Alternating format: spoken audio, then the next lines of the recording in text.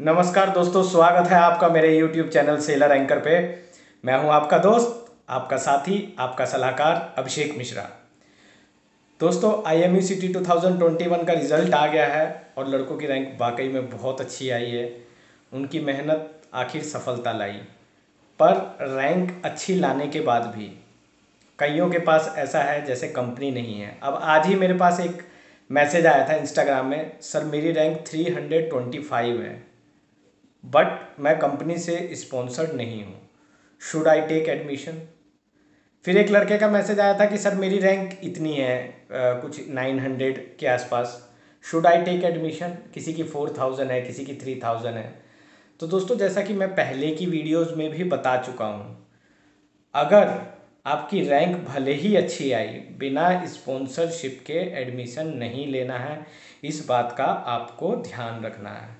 तो मैं आपको एक बार और रिफ़्रेश कर देता हूँ कि मर्चेंट नेवी जो है DNS कोर्स हो, उसको ज्वाइन करने का सही तरीका क्या है, सही प्रोसीजर क्या है, साल में कितनी बार वैकेंसीज आती है और उसमें वेटिंग पीरियड कितना रहता है। तो ये सारा मैं इस वीडियो में डिस्कस करूँगा।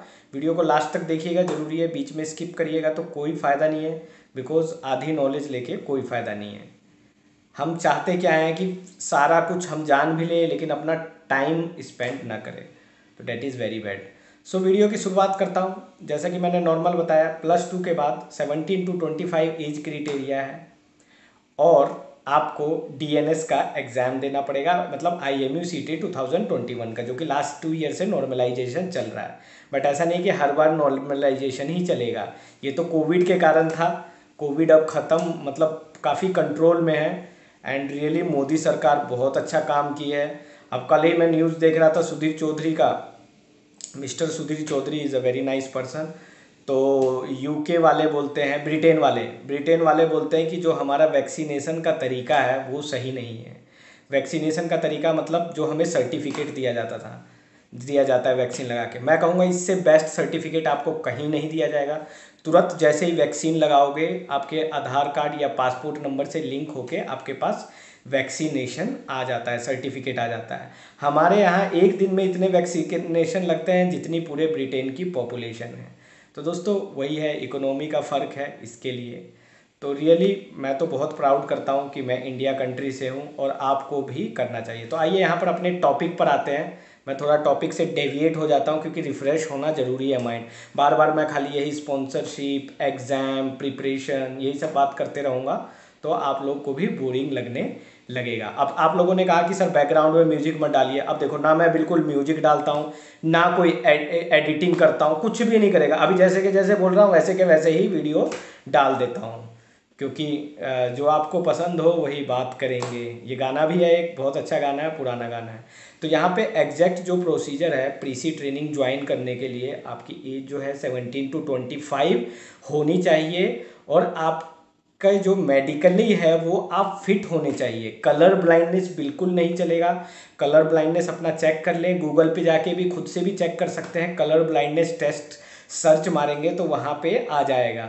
वहाँ पे ऐसे ऐसे ऐसे गोल गोल से आएंगे, बीच में नंबर लिखा रहेगा 25, 27, 35। तो वहाँ से आपको कलर ब्लाइंडनेस चेक हो सकता है और कलर्स का आइडेंटिफिकेशन, बिकॉज जिसको कलर ब्लाइंडनेस होगा वो कलर आइडेंटिफाई जल्दी नहीं कर पाएगा।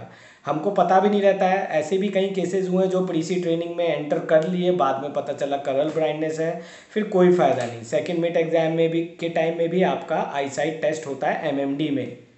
पहले तो होता था हम लोग के टाइम में, होपफुली अभी भी होता होगा। तो वहाँ पे भी अगर आप पकड़े जा सकते हो, तो हर जगह आप नहीं बच सकते हो। इसके लिए जिसको कलर ब्लाइंडनेस है प्लीज़ वो मर्चेंट नेवी में ना आए, और भी बहुत कुछ चीज़ें हैं वहाँ पे अपना कैरियर बनाएं। सो बाकी नॉर्मल साइड टेस्ट वगैरह होगा, आपकी आई साइट सही होनी चाहिए। बाद में जब आप एक बार सेकंड मेट, चीफ मेट बन जाते हैं तो ग्लासेस भी यूज़ कर सकते हैं, ऐसा नहीं है। इंजीनियर्स स्टार्टिंग में भी कर सकते हैं कैडेटशिप में, तो वहाँ पे कुछ वैल्यूज़ दी गई है, वो मैं डाल दूंगा डिस्क्रिप्शन में। एंड जैसा कि हाँ, आइए बात करते हैं। अब IMUCT में आपकी रैंक आ गई तो कंपनी स्पॉन्सरशिप, मैं कब से बोल रहा हूँ, जब से वीडियो बनाता हूँ, बाबू कंपनी स्पॉन्सरशिप ले लो भाई, कंपनी स्पॉन्सरशिप ले लो, अदरवाइज़ कोई फ़ायदा नहीं है। लेकिन आप लोग इस चीज़ को लाइटली लेते हैं। भले ही आज आप लोगों के पास अच्छी रैंक है, लेकिन स्पॉन्सरशिप नहीं है। जैसा कि मैंने बताया, स्पॉन्सरशिप होना बहुत ज़रूरी है। तो दोस्तों अभी भी एससीआई की तरफ आप अप्रोच करो, बिकॉज कल रिजल्ट आया ही है। और जैसा कि मैंने एक साइट बताई थी, मेरी पुरानी वीडियोस में देखना, jobsips.com, मैं लिंक डाल दूंगा डिस्क्रिप्शन में, वो वीडियो ज़रूर देखना। उसमें मैंने पूरा प्रोसीजर बताया है कि कंपनी कैसे सर्च की जाए और कैसे पता चलता है किस किस कंपनीज़ में वैकेंसी निकली है। भले ही निकली हो या ना निकली हो, अपनी आईडी बनाओ और अप्लाई करते रहो, या फिर ईमेल आईडी वहाँ से एक्सट्रैक्ट करके ईमेल करते रहो। क्या पता किसी कंपनी में अभी भी स्पॉन्सरशिप निकली हो और वो पब्लिश ना कर रहे हो। कई बार होता है ना, जैसे 2 या 3 कैडेट ही हमें मतलब प्लेस करने हैं, तो वो एडवर्टाइज वगैरह नहीं देते हैं। जो huge an number of amounts cadet जो रिक्वायरमेंट होता है तब आता है, नेट पे आता है, और बाकी सब साइट में, तो कम उसमें नहीं आता है। तो अभी भी आपके पास चांसेस हैं, तो फटाफट अप्रोच करिए। रास्ता मैंने आपको दिखाया, बट मंजिल तक पहुंचना आपको ही है। और अपने डॉक्यूमेंटेशन पे ध्यान दे दीजिए। पासपोर्ट वगैरह रेडी अगर नहीं किया है तो अप्लाई कर दो, पासपोर्ट आ जाएगा। और जैसा कि मैंने पहले बताया, डॉक्यूमेंट सारे आपके मतलब नेम, डेट ऑफ बर्थ, ये सारी चीज़ें सही होना चाहिए। तो वंस ये सारा हो जाता है, आपका सिलेक्शन हो जाता है, सब कुछ हो जाता है, तो आप एडमिशन ले सकते हैं। सक्सेसफुली कंप्लीट कर लेंगे, आपको स्पॉन्सरशिप लेटर मिल जाएगा। ट्रेनिंग में कोई प्रॉब्लम नहीं आएगी। प्रॉब्लम कहाँ आती है? प्रॉब्लम आती है काम में, क्योंकि मैंने घर पे कभी काम नहीं किया, मैं मतलब आपकी बात कर रहा हूँ। और जैसे ही ट्रेनिंग इंस्टीट्यूट में जाओगे तो वहाँ मक्खी वाला, जो मच्छर वाला काम उतना ज़्यादा मेजर नहीं है। ट्रेनिंग बहुत अच्छी दी जाती है, ऐसा बात नहीं है। ट्रेनिंग सेंटर हम लोग का बहुत अच्छा है, कहीं का भी। और आज जो इंडिया ट्रेनिंग दी जाती है, लेकिन जब आप शिप पे जाते हो तो टोटली डिफरेंट सिनेरियो है।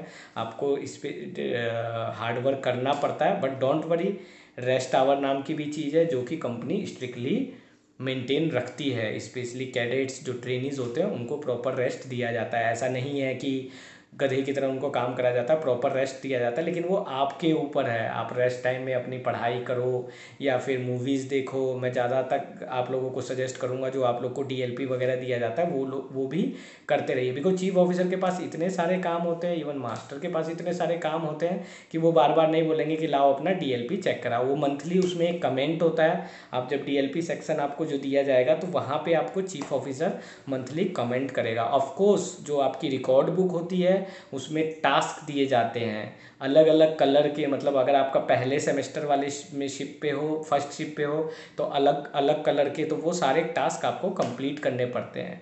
वहाँ पे टास्क के बाद में चीफ ऑफिसर इनिशियल करेगा। चीफ ऑफिसर मतलब एसटीओ, शिप ट्रेनिंग ऑफिसर जो होता है आपका चीफ ऑफिसर होता है। तो ये मत सोचिए कि चीफ ऑफिसर ऐसे ही साइन कर देगा, बिकॉज मैं जो हूँ कैडेट से प्रॉपर चेक करता हूँ कि उसने वो टास्क किया है या नहीं किया, या उस चीज़ को, जैसे RORE है, सपोज दैट रूल या आपको याद करने हैं, रूल नंबर 2 है रिस्पॉन्सिबिलिटी। अब आपने रूल नंबर 2 पे मैं ऐसे ही साइन नहीं कर दूंगा अगर आपको याद नहीं है। तो ऐसे ही बाकी चीफ ऑफिसर, वो आपके लिए भी अच्छा है। बाद में क्या होता है, नहीं तो फिर साइन कर देते हो तो आप फॉल्सिफिकेशन रिकॉर्ड में आ जाते हो, तो वो गलत है।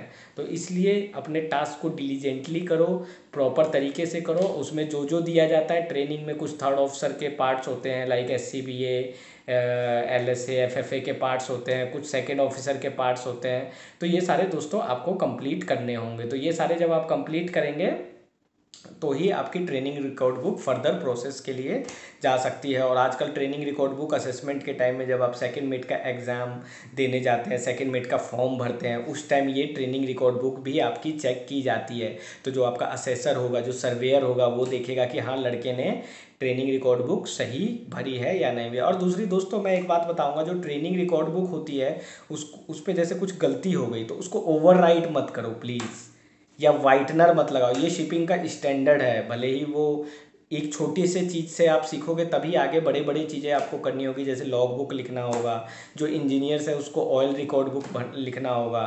तो जब आप धीरे धीरे करोगे, थर्ड ऑप्शन में जब आप लॉग बुक लिखोगे, या सेकंड ऑप्शन में GMDSS लॉग बुक लिखोगे, तो ये सब आपको ट्रेनिंग रिकॉर्ड बुक से ही सीखा जाता है। अगर आपसे ओवरराइट हो गया है तो उसको ओवरराइट मत करो। अगर गलती हो गई तो उसको काट के स्ट्राइक कर दो, या वाइटनर मत लगाओ। हालांकि आजकल डिजिटल ट्रेनिंग रिकॉर्ड बुक भी आ गई है, पर जो भी है, वाइटनर का यूज़ शिप पे जो ऑफिशियल डॉक्यूमेंट है, इवन दो शिप नहीं, आप कहीं भी बाहर में भी वाइटनर का यूज़ कम से कम करो। तो ये मैंने जस्ट आपको बेसिक चीज़ें सिखाई है जो कि रियली आपके लिए बहुत हेल्पफुल होगी। मेरी ये टिप्स आपको बहुत काम आएगी।